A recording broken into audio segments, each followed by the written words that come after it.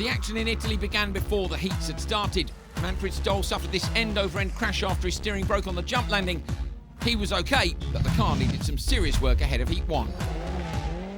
Euro RX Championship leader Tommy Rustad set an impressive time early in the first heat, but RX newcomer and ex-F1 driver Gianni Morbidelli had a rougher start to his day, the Italian coming off worst from a messy start in his race. Johan Kristoffersen was fired out of the pack into an early lead when his teammate Linnerud braked out potential contact in the first corner. Rainis Nitish looked quicker than PG Anderson, but couldn't find a way past until PG made a mistake on the gravel hairpin. Kristoffersen took the flag and the fastest time so far. Timmy Hansen got a clean start, but his teammate Genet was further back in the pack.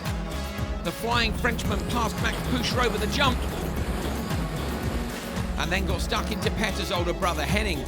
The fight lasted several corners, but he eventually managed to grab the place and protect Timmy's lead to the flag. Timur Timosyanov continued his run of recent form with a very brave start that would ultimately net him a light-to-flag victory and an impressive time overall. Petter Solberg ended up third off the start of his race, but made short work of passing Malloy as they took the jump. Later in the lap, he passed Grosjean with a great move on the brakes. The Frenchman wisely followed Solberg all the way to the flag to sit just behind Rustad in the Euro RX ranking, with Solberg doing the same in the World RX class just behind Kristoffersen. The first race of Heat 2 saw a great fight between Morbidelli in Munich Motorsport and Karai in his brand new Audi supercar.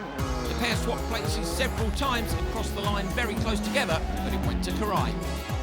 Liam Doran set a time that would have seen him at the top end of Heat 1.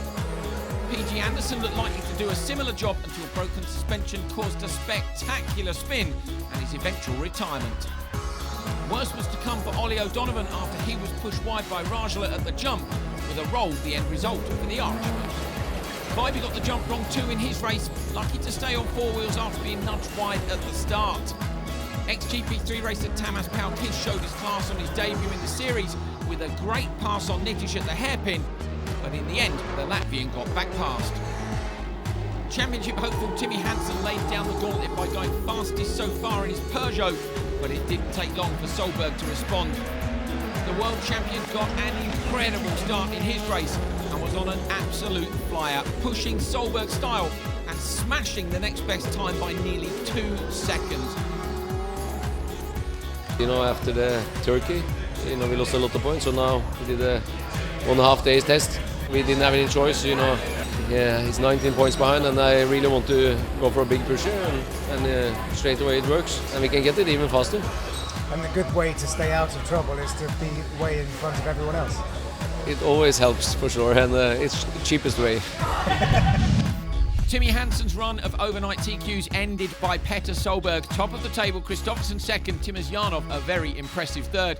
At the minute, Nitish and Doran are just inside the top 12.